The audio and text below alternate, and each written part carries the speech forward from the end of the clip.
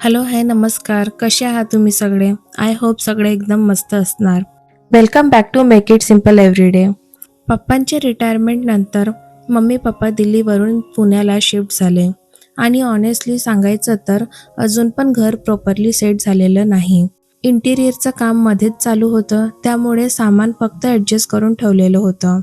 आज आम्ही ठरवलं की मम्मीचा कबर्ड प्रॉपरली ऑर्गनाइज करायचं, स्पेशली त्यांच्या साड्या. आणि खरं सांगायचं तर कबर्ड ऑर्गनाइज करताना पूर्ण दिवस कसा गेला कळलंच नाही. आणि आपल्या बायकांचा सगळ्यात आवडता टॉपिक म्हणजे साड्या, पण त्या व्यवस्थित ठेवणं हे खरंच एक टास्क आहे.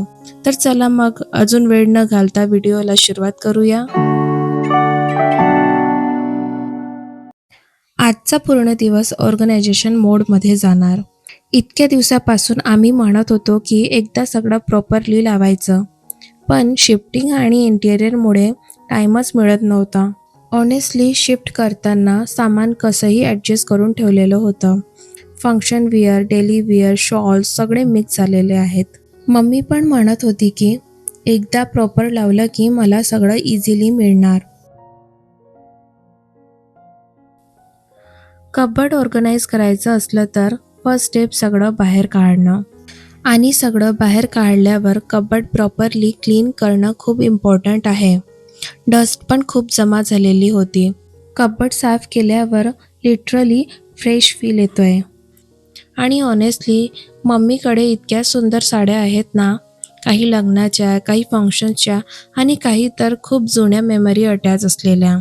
लहानपणीचं मला आठवतं की मी मम्मीच्या कपाटमधून साड्या काढून पसारा करायची आणि आज आपण त्या फोल्ड करून ऑर्गनाइज करत बसलोय. टाईम खरंच किती पटकन जातो ना. आधी आम्ही सगळ्या साड्या कॅटेगरी वाईज डिवाईड केल्या. डेली वेअर वेगळ्या, फंक्शन वेअर वेगळ्या, हेवी साडीज वेगळ्या, लाईट वेअर साडीज वेगळ्या. मला पर्सनली कलर वाईज अरेंजमेंट खूप सॅटिस्फाईंग वाटतो. ऑनेस्टली हे सगळं शॉर्टिंग करण्यात खूप वेळ गेला. मध्ये मध्ये मम्मी प्रत्येक साडींची स्टोरी सांगत होती. ही तुझ्या मामाच्या लग्नात नेसलेली होती, ही दिल्लीमधून घेतलेली होती. ऑर्गनायझेशनपेक्षा गॉसिप जास्त चालत होत्या.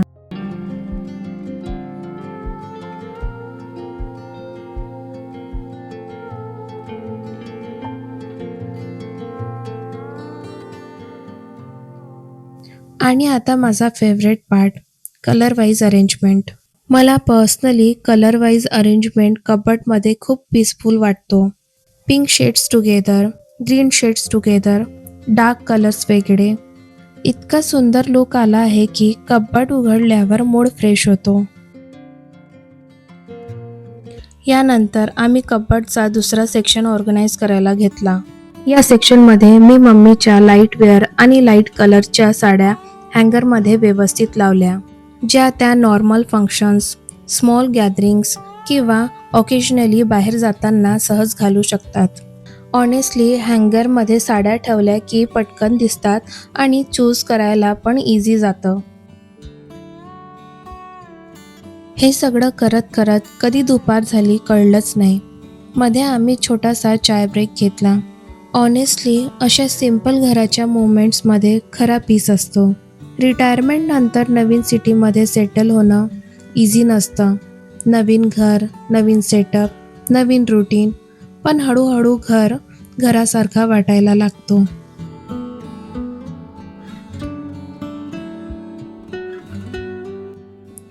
त्याच कॅबिनेटमध्ये खाली जो स्पेस उरला होता त्या जागेचा पण आम्ही प्रॉपर उपयोग केला. एका साईडला सॉफ्ट घरगुती साड्या नेटली फोल्ड करून ठेवल्या. दुसऱ्या साईडला कुर्तीज आणि प्लाझो अरेंज केले. मला पर्सनली असे कॅटेगरी वाईज अरेंजमेंट खूप प्रॅक्टिकल वाटतात. जे हवे ते लगेच मिळतं. आणि खालील कॅबिनेटमध्ये मम्मीनी मला एक कम्प्लीट सेक्शन दिला. त्या कॅबिनेटमध्ये मी माझे आणि रियांगचे क्लोथ्स ठेवले. ऑनेस्टली प्रत्येक वस्तूला एक डेडिकेटेड जागा असेल ना, तर घर पूर्ण ऑर्गनाइज आणि पीसफुल वाटतं. आणि त्याच्या खालील कॅबिनेटमध्ये डायपर बॅग आणि रियांगचे एक्स्ट्रा सामान ठेवून दिले. आता आपण पुन्हा त्या सेक्शनकडे वळलो जिथे आम्ही हेवी साड्या ठेवलेल्या होत्या. आधी अरेंज केलेल्या साड्यामध्ये अजून काही हेवी साड्या बाकी राहिल्या होत्या. मग त्या पण आम्ही पुन्हा कॅटेगरी वाईज नीटली ॲड करून घेतल्या.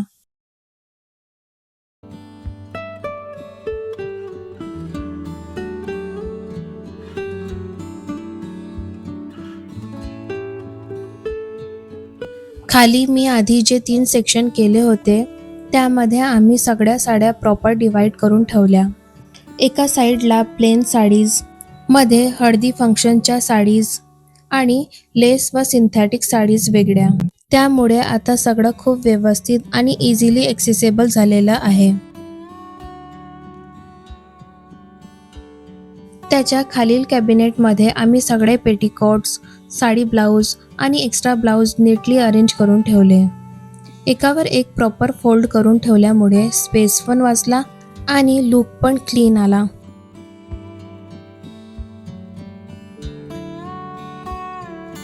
मम्मीचे गरम सूट्स, शॉल्स, स्टॉल्स आणि एक्स्ट्रा टॉवेल्स ठेवले.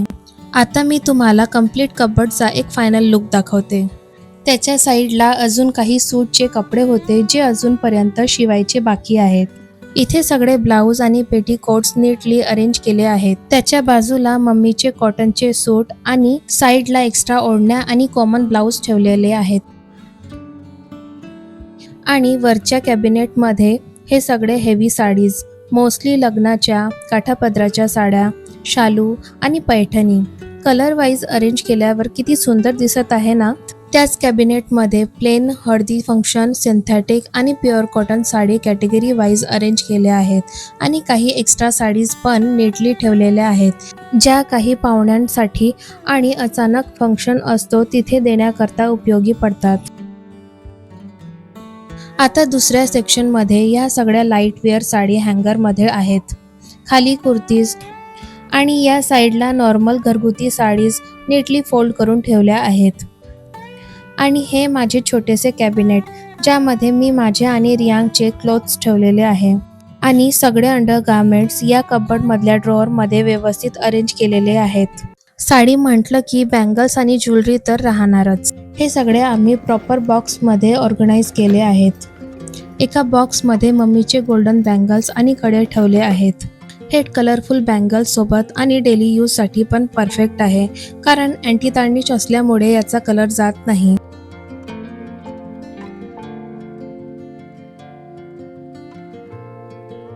आणि एका बॉक्समध्ये साडी मॅचिंगच्या सगळ्या बँगल्स ठेवलेल्या आहेत.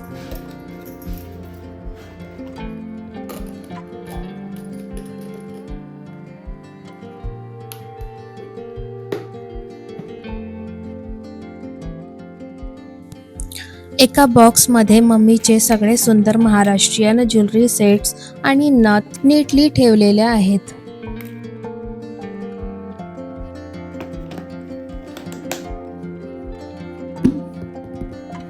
आणि हा बॉक्स माझा, ज्यामध्ये मम्मीने माझ्यासाठी काही मराठी ज्वेलरी ठेवलेल्या आहेत आणि सोबत काही एक्स्ट्रा ज्वेलरी पण मला दिल्या.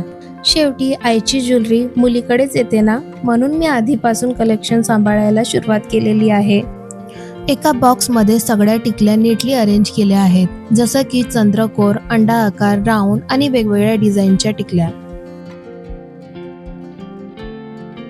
एका बॉक्समध्ये आर्टिफिशियल गजरा ठेवलेला आहे आणि दुसऱ्या बॉक्समध्ये फेक लॉंग हेअर आणि हेअर बन एक्सटेन्शन नीटली अरेंज करून ठेवलेले आहे.